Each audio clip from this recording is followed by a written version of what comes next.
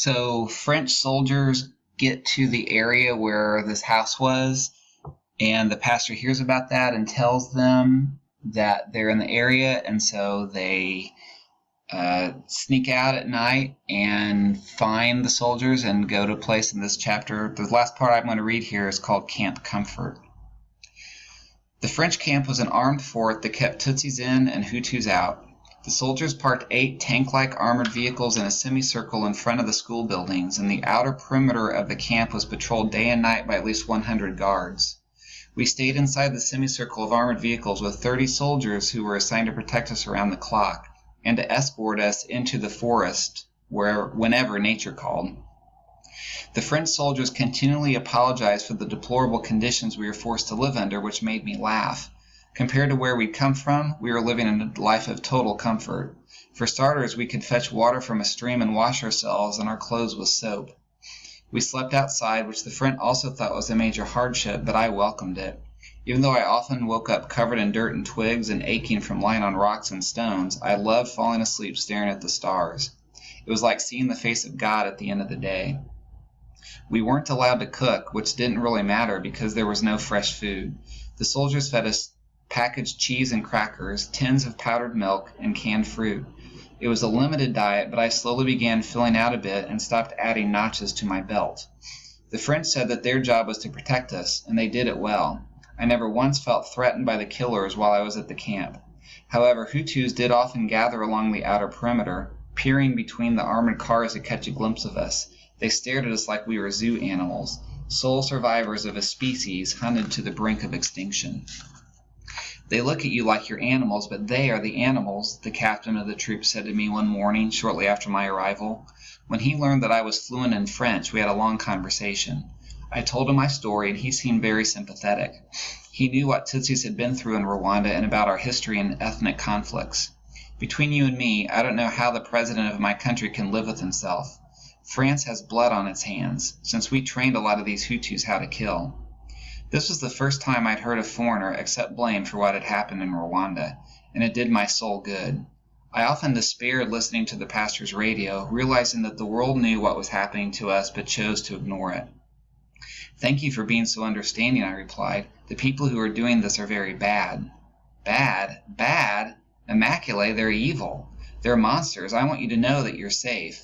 As long as I'm in charge here, no harm will come to you. I'll do more than protect you. I'll give you some justice. Again, this is just between you and me, but if you want revenge, it's yours for the asking. Give me the names of the Hutus who are searching for you, or the ones who killed your parents and brothers, and I'll have them killed for you. His offer shocked me.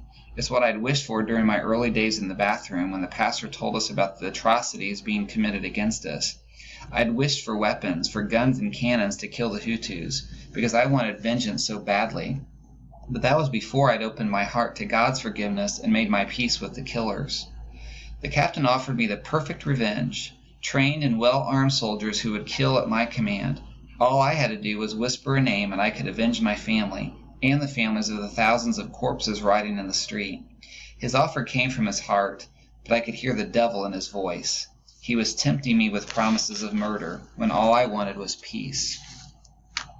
New groups of Tutsi survivors arrived every day, most of whom were confused and disoriented and spoke only Kinyarwanda. Because I was bilingual, the captain asked me to register all incoming refugees, and I was happy to help. I recorded their names and ages and reported their injuries and medical needs to the French soldiers.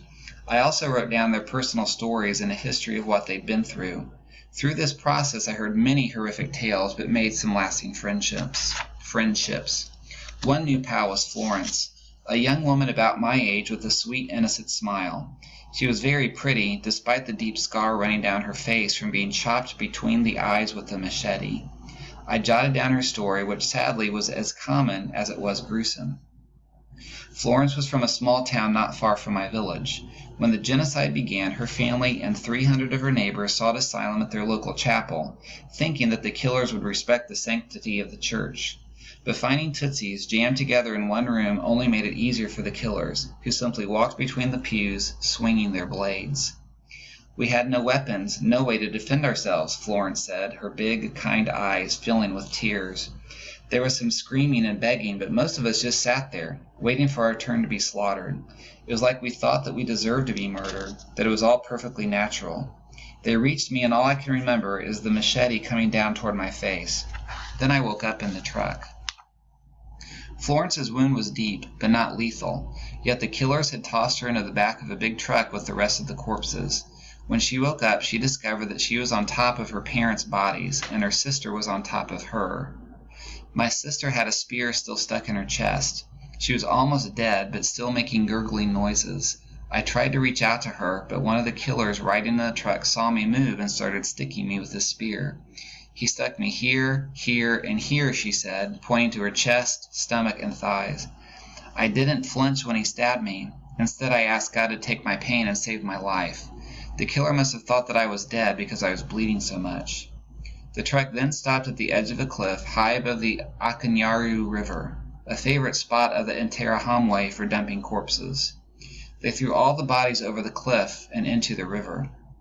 I remember them grabbing me by my feet and swinging me into the air, and I heard the sound of the water rushing in the distance, but I don't remember falling. I woke up in the mud by the riverbank the next morning. My parents and sister were lying there too, but they were all dead. I looked up at the cliff and couldn't imagine how I survived. It was at least a 200-foot drop. I can only believe that God spared me for something. Florence lay by the riverbank for a day before she could get up and walk away. She stumbled to the nearest house where some kind Hutus took her in, dressed her wounds, and hid her. Even though they saved my life, their son left the house every morning, met with the Interahamwe, and kept killing Tutsis in my town until there were none left to kill. Nothing makes sense to me anymore, Immaculée. Why do you think I lived and my parents and sister didn't?